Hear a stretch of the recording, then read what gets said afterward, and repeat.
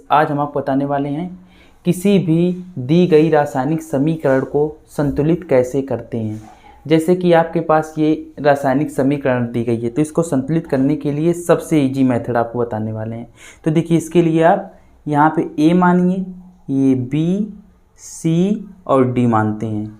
इसके बाद अब हम क्या करते हैं, mg के लिए देखते हैं। यहाँ देखिए mg के लिए देखते हैं। mg देखिए, एक mg है जिसका गुणांक a है, एक mg इसका कोफिशिएंट a, तो यहाँ पे a लिख देते हैं। और कहीं mg इस तरफ है, जब इस तरफ हो तो इसको इक्वल के इस तरफ लिखते हैं, बराबर यहाँ mg देखिए राइट हैंड साइड पे एक है जिसका गुणांक c है, तो ये mg a बराबर c हो गया।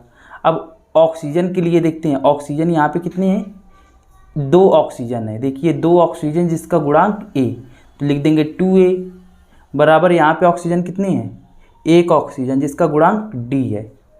अब हाइड्रोजन देख लेते हैं। हाइड्रोजन देखिए, हाइड्रोजन यहाँ पे कितने हैं, 2 जिसका गुणांक a है, तो लिख देते हैं 2a।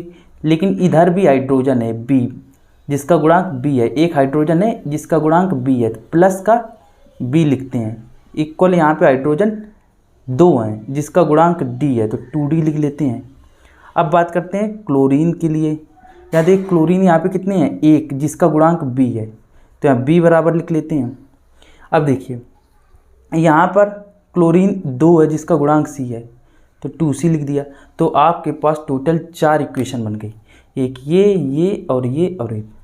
अब हम इसको सॉल्व करेंगे। तो देखिए जो ज़्यादा बार होता है, जो इसमें ज़्यादा बार दिखता है, ABCD में जो वेरिएबल ज़्यादा बार दिखता है उसको 1 मान लेते हैं। देखिए यहाँ पे C 2 बार है, D भी 2 बार है और A भी 2 बार है, तो किसी को भी हम 1 मान सकते हैं। जैसे कि हमने मान लिया C बराबर 1, अगर C बराबर 1 मान लेंगे तो A बराबर यहाँ 1 हो जाएगा, और यहाँ B बराबर A की जगह 1 लिख लिया तो यहाँ B बराबर 2 हो जाएगा, B बराबर 2 हो जाएगा। अब यहाँ 2A की जगह क्या लिख देंगे, 1, तो 2 बराबर D, तो D की जगह 2 हो जाएगा।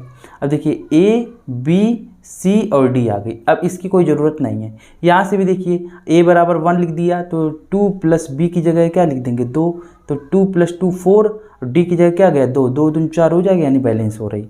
अब हमें यहाँ पे ABCD की जगह वैल्यू रखना है। A की जगह क्या है, 1, तो 1 लिखने की ज़रूरत नहीं, तो MgOH का होल ट्वाइस प्लस B। अब देखिए यहाँ पे B देखिए कितने हैं, 2, तो लिख देंगे 2HCl। चेंजेस टू C देखिए कितने, 1, तो 1 लिखने की ज़रूरत नहीं है, तो MgCl2 प्लस D। अब देखिए D जो है, यहाँ पे D कितने हैं, D 2 हैं, तो 2H2O। अब देखिए बैलेंस करते हैं। देखिए यहाँ पे Mg देखिए कितने हैं, 1 Mg, यहाँ पर भी 1 Mg।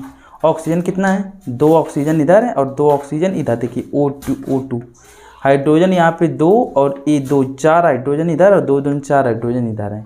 क्लोरीन यहाँ पे देखिए 2 क्लोरीन है, Cl देखिए 2 लगा है, तो इसका मतलब 2 H है और 2 Cl है, 2 क्लोरीन इधर और 2 क्लोरीन इधर, तो इसका मतलब ये बैलेंस है।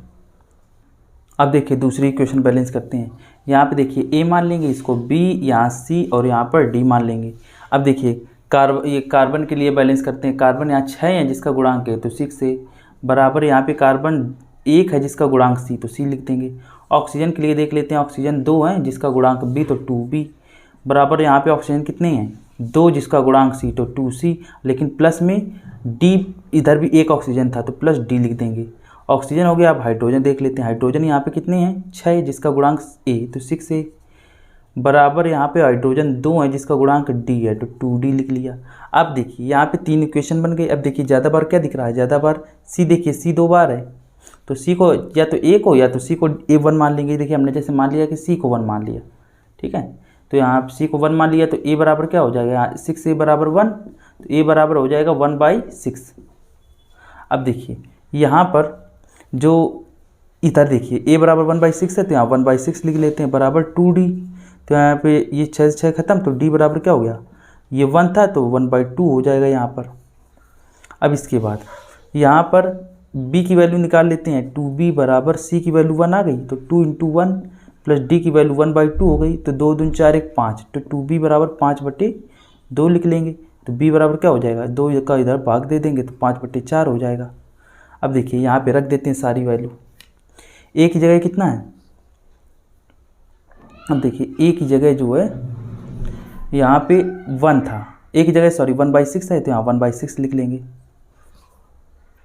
देखिए यहाँ पे ए की जगह 1/6 लिख लिया, C6H6 लिख लिया, प्लस बी की जगह 5/4 लिख लेते हैं, O2 चेंजेस टू CO2, सी की जगह क्या लिखते हैं, सी की जगह 1 लिख लेते हैं, तो CO2 हो गया, प्लस डी की जगह वो क्या हो जाएगा, डी की जगह 1/2 H2। अब देखिए ये सब फ्रैक्शन में आ रहे हैं, जब फ्रैक्शन में ये सब आते हैं तो हम क्या करते हैं, जो डिनोमिनेटर होता है, जो हर होता है, उसका हम एलसीएम लेकर के दोनों जगह पे मल्टीप्लाई कर देते हैं दोनों तरफ।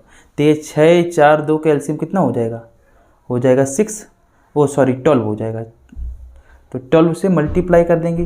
देखिए 12 से गुणा किया तो 6 दूनी 12, तो यहाँ 2 हो जाएगा, 2 6 हो जाएगा, प्लस यहाँ 4 3 12, 5 3 15, 3 से गुणा कर देंगे 15O2 चेंजेस टू।